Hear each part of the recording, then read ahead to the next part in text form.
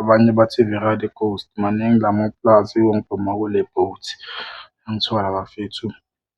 As bengisana-explain-ela about the mixtape le engiyidrobhile. Le mixtape engayidrobha 2019 and then ngaba le 2019 it was Untouchable Ghost EP. Untouchable Ghost EP actually bekuyi-first mixtape yami ngithola. Bengikhola ama-track abhaya. Njengoba ngikhona ama-track abhaya bekumele mina ngenze ukuthi ngiwa-release but ngawa-release ngama-mixtape yabona because of ama-track wami ama-track abhaya labo ama-track ukuthi ama-beats ngikuy'pintshi zami angithola such as aboSibuthosi angithola ngaya ama-beats angifadelayo angincedile through the journey. Ngithanda ukubonga wona nabo-Zay bangigayile ama-beats amanye bengizi-select-ela no-Phasha bayanginceda la ngama-beat, beat selection kakhulu. That is why abantu ababhaya mabamamela ama-mixtape ami bathi ngihlala ngidrobha ama-classic uyangithola. Amanye awawo ama-mixtape ami about the beat selection bengincedwa ubhuti wami angithola bafethu.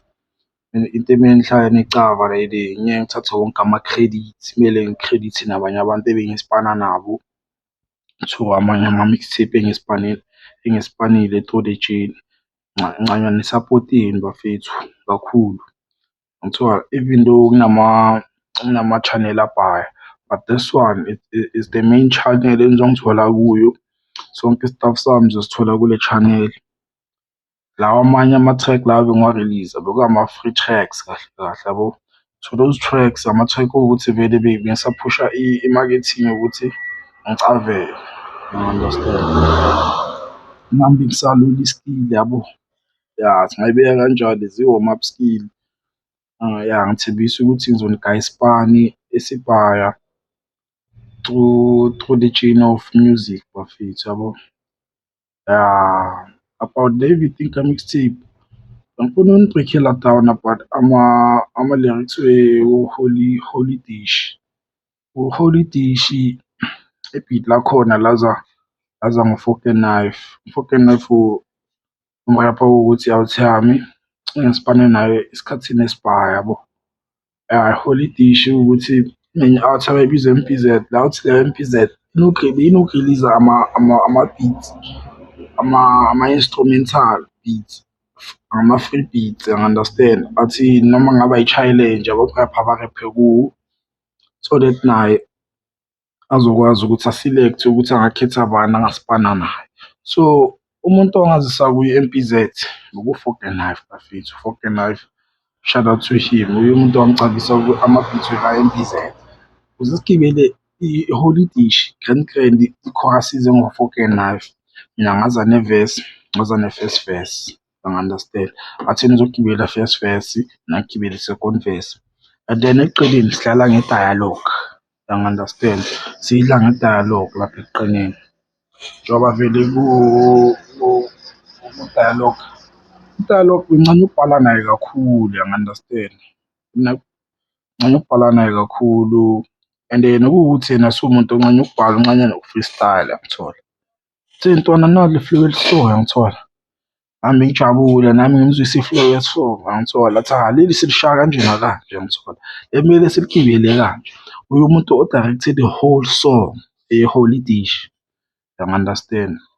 I give credit to Fork and Knife i-Holy Dish and then i-mastering and mixing sashayela uZola. Enye-out yase-Castate siyibiza uZay angi-understand. Ephuma eMabhalane eSinawane eSoweto bafethu.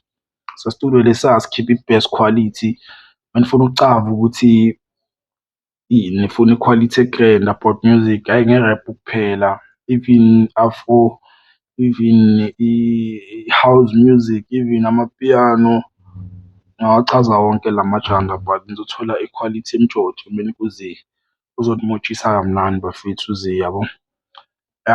But the journey of i-mixtape everything ngizonichazela kabanzi nge-Untouchable Ghost EP ku-next episode, angi-understand. But enhlekazi sengicabange kahle, sengizoyenza ama-episode abaya ukuthi ngicave ukuthi i-track lesosa lenza kanjani, ubani owasinceda, ubani engeke sikhone ukumthola, angi-understand. So about i-mixtape i-Everything, iHolidish, i-first verse eshawa u-4ke9 abhekana mfethu, hhayi namasimba. The chorus ize ngayo, angi-understand. Saghost yabo le track ukuthi vele njengoba vele uzoshaya i-mixtape, angikuhlali bekukamelanga kube i-mixtape ukuthi Everything lela track besikujinge ukuthi besazibiza nge-Death Race, yangithola DRF. Mangihlangana no-4ke9 sithi DRF, into ebeyihlayini icaba leli. Track ithi mangihlangane no-4ke9 sithi DRF, angi-understand. La bekumele sishaye ama-track we-DRF.